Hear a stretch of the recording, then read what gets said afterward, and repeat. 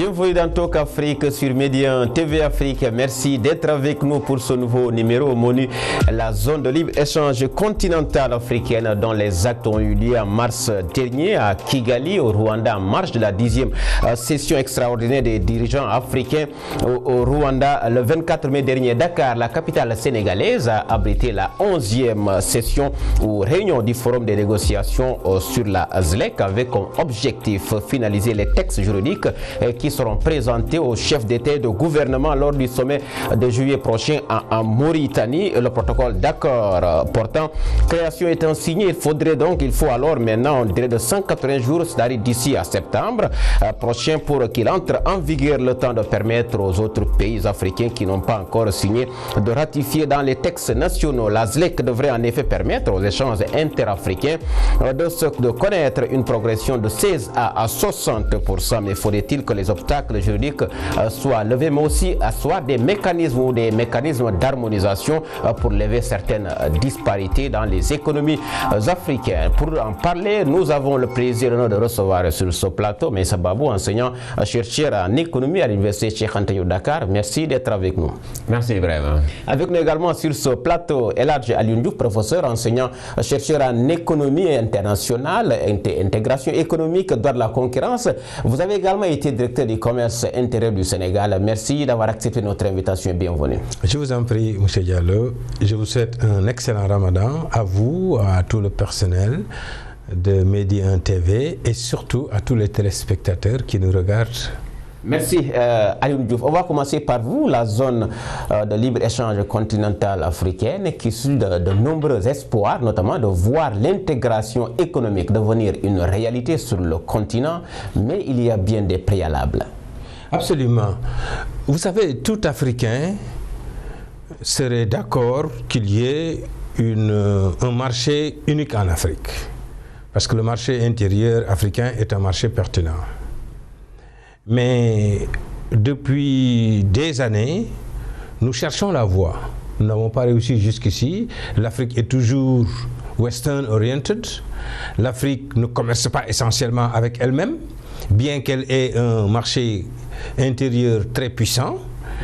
L'Afrique échange plus avec l'extérieur qu'avec elle-même. Son taux d'échange intra-africain tourne autour d'une moyenne estimée à 16-18%, mais il faut préciser qu'au niveau de l'Afrique équatoriale, le taux d'échange intra-régional est dans l'ordre de 26%.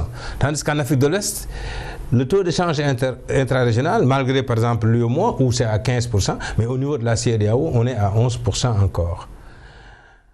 Donc ça prouve qu'il y a des défis à relever. Cheikh Anta Diop, de mon point de vue, en 1960, avait été pertinent quand il parlait d'un État fédéral d'Afrique noire, et il disait qu'on pouvait même commencer au niveau de l'Afrique de l'Ouest, mais il parlait surtout d'industrialisation. Alors, vouloir développer les échanges avec des entreprises africaines qui ne sont pas compétitives pose un problème.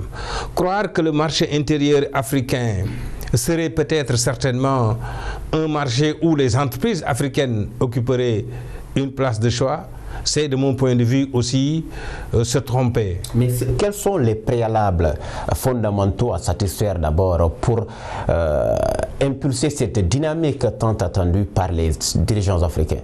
Développer des complémentarités entre les économies africaines, industrialiser les économies africaines, faire des économies africaines des économies transformées structurellement. Sinon, nous allons échanger quoi?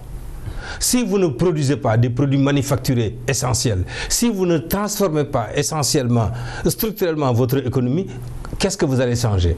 Comment pouvez-vous être plus compétitif que les produits chinois? Comment pensez-vous aujourd'hui que si on enlève simplement les barrières douanières, on peut impulser un échange intra-africain digne de ce nom? L'économie africaine n'est pas plus compétitive qu'européenne, que celle américaine ou que celle chinoise. Donc il faut des préalables. De mon point de vue, il faut protéger le marché africain. Il faut unifier les économies africaines. Vous ne pouvez pas, dans un marché où vous ne dominez pas l'économie, dans des marchés aussi oligopolistiques, avec une concurrence imparfaite dans nos pays. Quel est le pays où il y a une véritable structure concurrentielle des économies? Il n'y en a pas. On y reviendra. Alors, professeur Meissa Babou, comment l'Afrique doit-elle, ou la ZLEC, la zone de libre-échange continentale, doit-elle soutenir la transformation des économies africaines? Ben, je crois que il y a certaines difficultés ont été soulignées par M. Diouf. Il faut peut-être beaucoup de préalables et aussi une restructuration en profondeur de certaines de nos économies, parce que il y a tellement de ressemblances en Afrique de l'Ouest. Nous sommes presque au même pied d'égalité sur beaucoup de segments, beaucoup de secteurs. On fait presque les mêmes choses et on a les mêmes problèmes dans les mêmes domaines. C'est-à-dire que nous sommes tous importateurs de la même chose. On a tous les mêmes problèmes de non-transformation. Finalement, il ne sert à rien de se regrouper quand on n'est que pauvre. Il ne sert à rien de se regrouper quand on n'est que incompétent. Il faut donc absolument qu'il y ait une transformation structurelle de nos économies et permettre aussi aux acteurs économiques d'avoir la capacité aussi de voir plus loin et ailleurs. C'est-à-dire qu'il faut mettre les moyens d'une commercialisation intra-régionale assez forte. Je pense au transport, je pense au texte législatif, je pense à la fiscalité, je pense à beaucoup de choses qui sont des barrières qui pourraient peut-être nuire, en tout cas à ces échanges-là. Mais il faut surtout qu'on soit dans non pas un club simplement africain, mais le risque plus tard serait que peut-être si nos économies-là seront un marché jugé favorable, on risque d'avoir aussi des capitaux étrangers qui risquent de venir comme le téléphone chez nous, comme le ciment chez nous, profiter de cette aubaine et nous appauvrir. Mais ça c'est vrai, ça c'est une question, mais une autre réalité qu'aujourd'hui sur le continent, les disparités économiques quand même sont une réalité. Alors qu'est-ce qu'il faudra faire pour asseoir des mécanismes ou harmoniser les économies africaines, ne serait-ce que pour que les États ou les économies les plus fragiles ne pâtissent pas davantage? Mais moi je crois qu'il y a forcément une dynamique qui va s'enclencher. Et dès lors que nous sommes en groupe et qu'il y a des acteurs politiques dans les différentes zones qui pourront détecter en fait les avantages et les inconvénients économiques des différents pays, je crois que les échanges se feront davantage. C'est-à-dire qu'aujourd'hui, il y a quelqu'un qui est certainement au Congo-Brazza, c'est pour des raisons de transport, c'était pour des raisons de texte administratif ou de fiscalité, mais il pense depuis le Congo ou bien le Gabon à commercer avec le Sénégal dans un domaine assez particulier. Donc je crois que si la zone est dédouanée, si elle est détaxée, si il y a les capacités de se mouvoir dans cette zone-là, moi je crois que les opportunités vont s'ouvrir d'elles-mêmes. C'est-à-dire que dans chaque pays, les acteurs économiques locaux vont comprendre que effectivement, moi je peux aller faire du poulet par exemple en Guinée équatoriale, ce qui serait extraordinaire. Mais n'y a-t-il pas ces limites-là? Mais donc moi je crois qu'il faut engranger ce dynamisme économique-là et le reste va suivre. Mais on ne pourra jamais tout régler avant de commencer.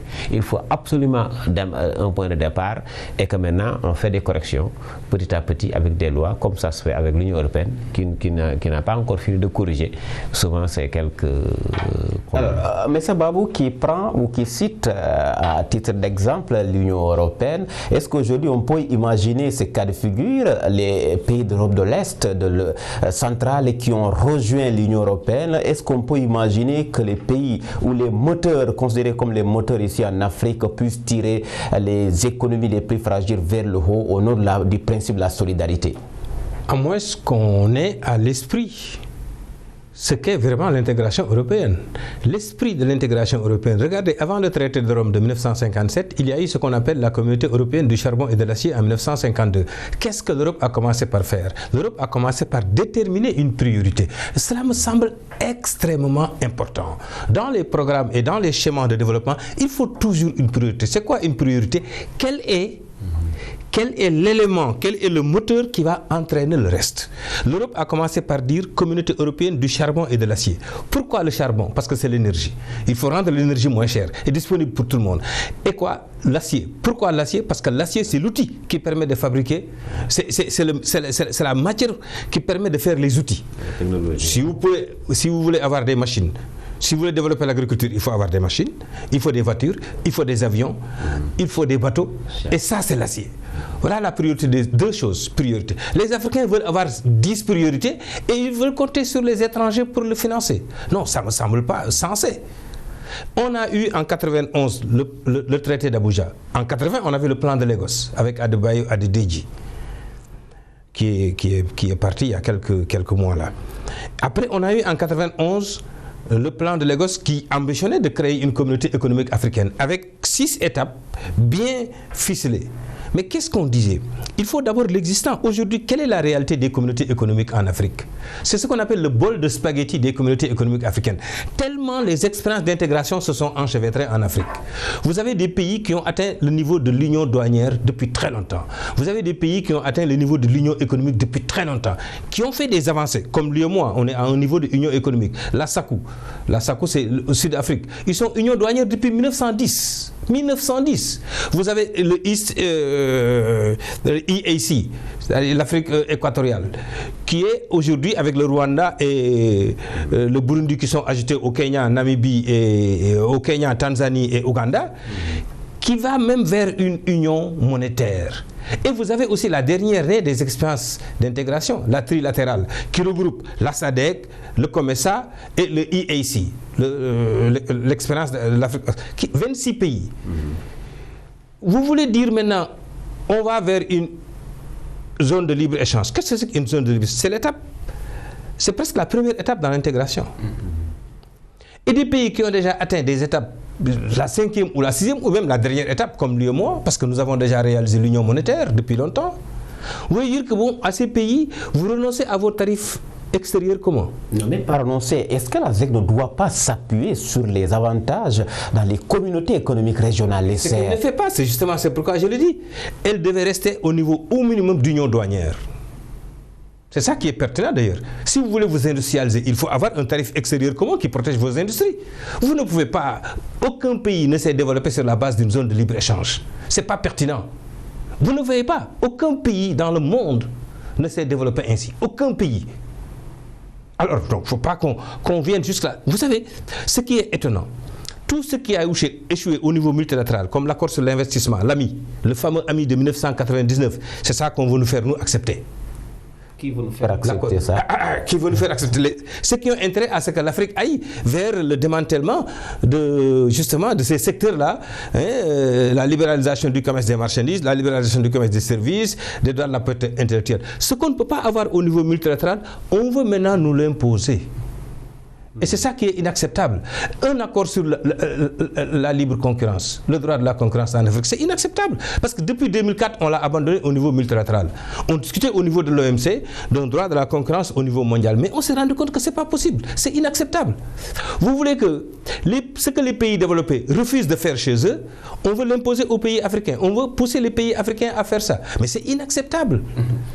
C'est inacceptable et ça ne marchera pas. Ça ne marchera Parce que vous ne pouvez pas faire une expérience d'intégration sans le Nigeria et sans l'Afrique du Sud. Vous croyez pourquoi le Nigeria n'est pas là et l'Afrique du Sud? Pourquoi ils n'ont pas signé? Ils n'ont pas signé. Il n'y a que 4 pays qui ont ratifié pour le moment. Il n'y a que 4 pays. Les gens ont signé. Voilà. D'accord. Peut-être on va toujours continuer à garder l'espoir que le Nigeria, l'une des économies, première économie africaine, rejoigne peut-être au sommet de juillet en Mauritanie. Mais entre-temps, M. Babou, quelles sont les opportunités ou qu'est-ce que ce dispositif va donner au pays ou dans le commerce intra-régional? Qu'est-ce qu'il pourrait apporter concrètement? Oui, je crois qu'il faut quand même accepter aussi que nous sommes à l'ère des grands ensembles. C'est pas pour rien que l'Union européenne, au lieu de rester européen même, est aujourd'hui en train de d'étendre ses tentacules, même pour aller prendre l'Asie. Et si le Maghreb n'avait pas refusé, peut-être, ou certains chefs d'État, ils auraient même engrangé le Maghreb dedans, parce qu'en fait, c'est ce que peut-être quelqu'un... Elle est en train de se désagréger. Oui, mais il y aura des difficultés. Mais en fait, l'intérêt dans le regroupement, c'est quand même qu'il y a des avantages mutuels. Et c'est quoi ces avantages? Quels sont ces avantages et ces opportunités? Oui, imaginez quand même que beaucoup d'acteurs économiques sénégalais ont des opportunités en Mauritanie ou bien en Côte d'Ivoire, mais ont des difficultés pour exercer, par exemple, ce métier-là, pour se développer. Voilà, il faut lever ces barrières-là, parce que quand, sur le plan administratif, douanier, fiscal, etc., c'est un marché vraiment unique, c'est un marché commun. Moi, je crois qu'il y a un potentiel économique qui va se réveiller et qui va se développer. Bon, je ne dis pas qu'il n'y a pas d'autres inconvénients, mais en fait, il y a beaucoup plus d'avantages de se mettre en groupe que quand même de se disperser. Et la preuve, si nous sommes peut-être à entre 16 et 11% de commerce entre nous, oui, mais si on atteint cette réalité quand même de commercer entre nous, c'est vrai que la vitesse des échanges dépendra de beaucoup de facteurs, y compris peut-être le problème du transport, qui est le problème peut-être numéro 1. Les problèmes des infrastructures. Voilà, les infrastructures de façon générale. Mais si on parvient à débloquer cette situation, regardez, je prends un exemple très simple. Le Maroc a tout fait pour entrer dans la CEDEAO, mais uniquement à cause de notre texte qui gênait ou des textes. Parce que le Maroc a voulu entrer, et si le Maroc entrait, il allait gagner tous les avantages, par exemple, des pays de la CEDEAO. C'est pourquoi le Nigeria avait refusé. Non, je veux dire, si le Maroc se battait pour entrer dans un groupe, c'est parce qu'aujourd'hui, donc, tous les pays doivent se battre pour être dans un groupe. Mais le Nigeria a suspendu, pour le moment, a suspendu. Vous savez, ce sont des pays assez un peu costauds, hein, sur le plan de ces deux pays-là, peut-être risquent de faire le quart de l'économie africaine, parce que ce sont des pays extrêmement puissants, mais on ne peut pas quand même, sous prétexte qu'il y a des pays qui n'ont pas signé, on ne peut pas sous ce prétexte-là ne pas quand même continuer le projet. Et ça va se casser quelque part, les autres vont nous rejoindre.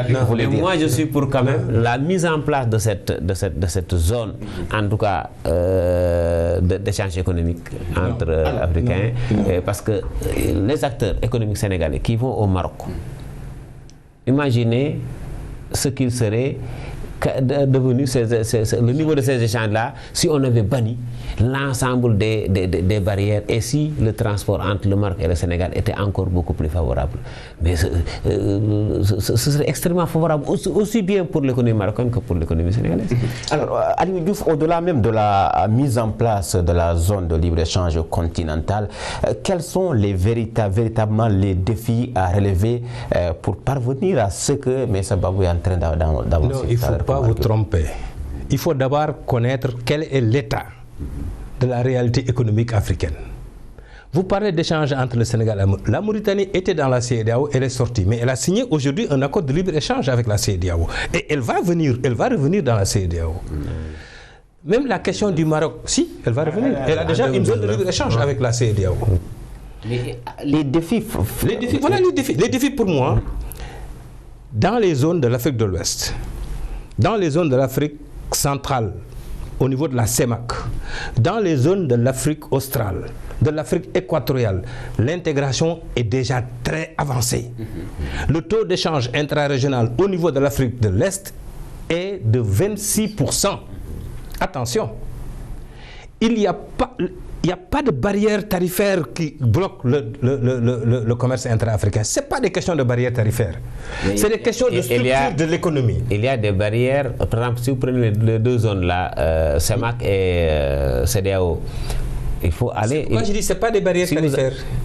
Mais bon, c'est des barrières non tarifaires. C'est-à-dire, ça, Matar Diouf l'a réglé, mon cher, depuis 1970. Oui, dans son ouvrage sur l'intégration, Matar Diouf a montré que les questions de transport en Afrique centrale sont des questions qui sont plus importantes que les questions de barrières tarifaires.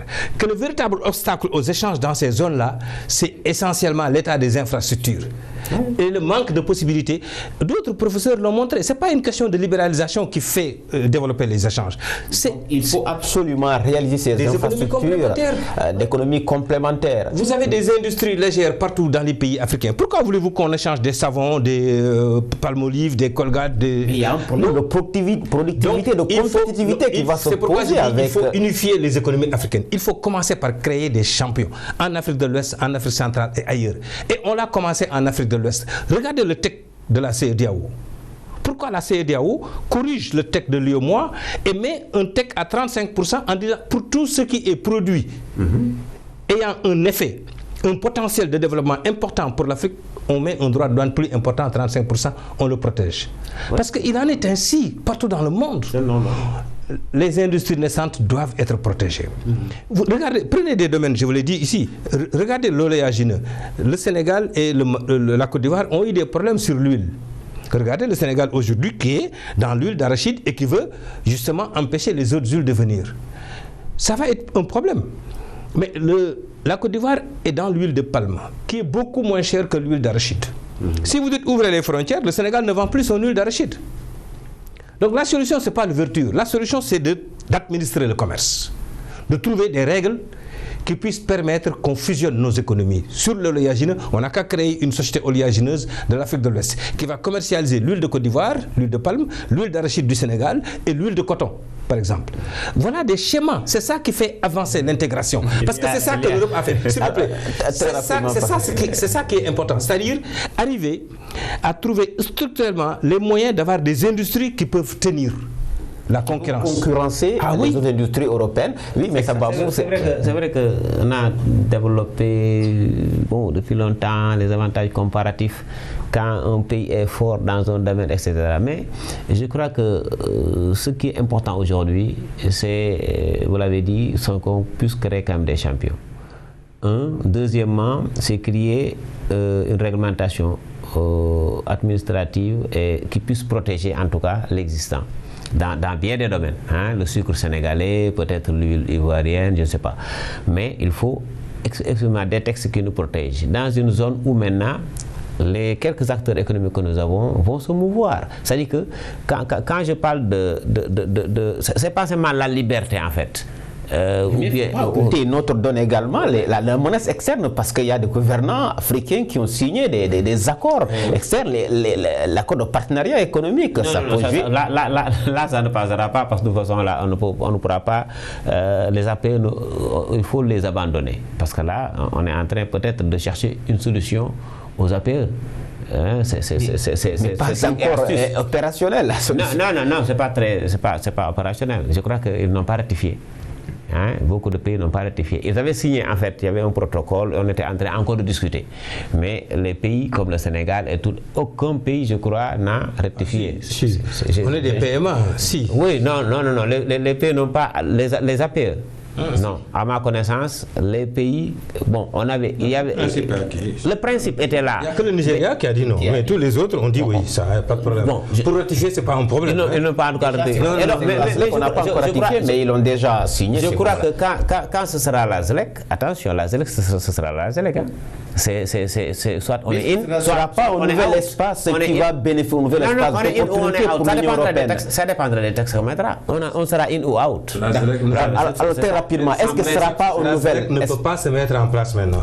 Parce que vous savez, quand on construit une zone de libre-échange, il y a un élément qui est important, les règles d'origine. C'est-à-dire, quels sont les produits? Oui, les secteurs.